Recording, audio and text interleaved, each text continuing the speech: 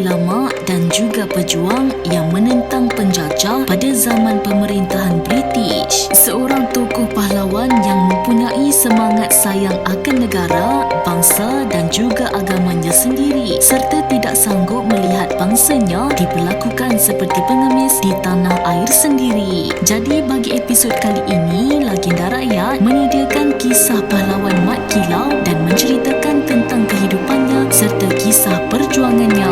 Siapa tidak kenal dengan tokoh pahlawan Melayu iaitu Mat Kilau yang merupakan pejuang menentang pemerintah British di bumi Pahang. Mat Kilau atau nama sebenarnya Mat Kilau bin Imam Rasu. Beliau dilahirkan di Kampung Pulau Tawar, Jerantut, Pahang sekitar 1865 atau 1866. Bapanya Imam Rasu bin Syahrum atau dikenali sebagai Tok Gajah dengan ibunya Teh Mahda merupakan anak kepada Tok Kaut Burau. Tok Gajah merupakan orang besar Raja Pahang dengan gelaran Imam Perang Indra Gajah Pahang. Sejak kecil, Mat Kilau telah dididik dengan ilmu agama oleh bapanya Tok Gajah dan pernah berguru dengan bakal Mufti Pahang Haji Osman bin Haji Seni. Menginjak usia 20 tahun, Mat Kilau dikahwinkan dengan anak kepada Imam Daud iaitu Yang Ci. Imam Daud bukan saja bapa mentua kepada Mat Kilau tetapi merupakan guru agama Mat Kilau dan rakan-rakan seperjuangannya.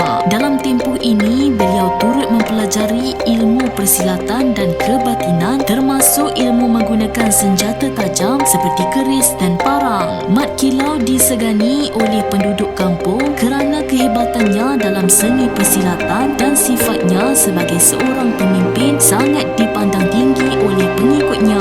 Disebabkan itu, Mat Kilau mempunyai fikiran terbuka dan juga bijak dalam hal-hal berunding. Pada Oktober 1888, satu pertemuan diadakan antara Hak Clifford dengan Mat Kilau semasa bapanya Tok Gajah berada di Pekan.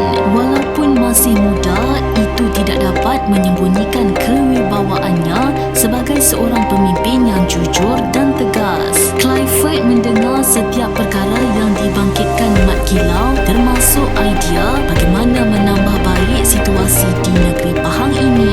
Disebabkan itu, Mat Kilau dan Tok Gajah telah menyertai kempen pemberontakan bersama bangsawan Pahang bernama Datuk Bahaman terhadap penjajahan British. Kempen ini kemudiannya dikenali sebagai Perang Semantan. Kisah perjuangan Mat Kilau dan pejuang yang lain pasti diketahui ramai orang ketika itu, termasuk pemerintah kedua-dua negeri berkenaan. Semasa di sana, perjuangan Mat Kilau telah mendapat sokongan dari segi kewangan dan persenjataan bagi melawan British semasa berada di Kelantan dan Terengganu.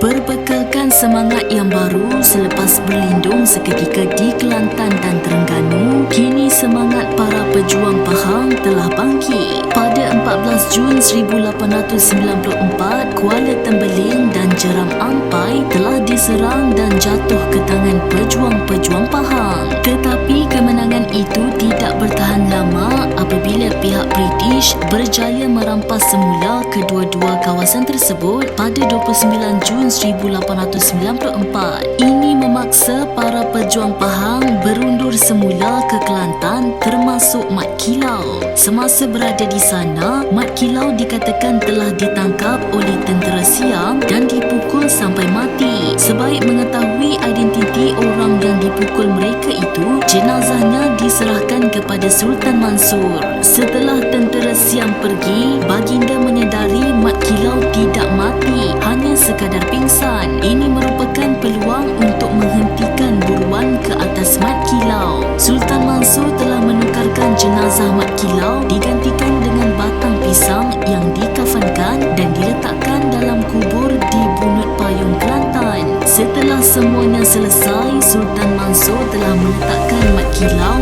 dan menasihati agar kekal menyamar daripada pihak British. Sejak itu, kehidupan Mat Kilau sentiasa berpindah randa di sekitar Kelantan, Terengganu dan Pahang menggunakan pelbagai nama samaran seperti Mat Dahan, Mat Dadu, Mat Teo dan Dek. Bagi menara kehidupannya, Mat Kilau melakukan pekerjaan seperti guru silat, pengusaha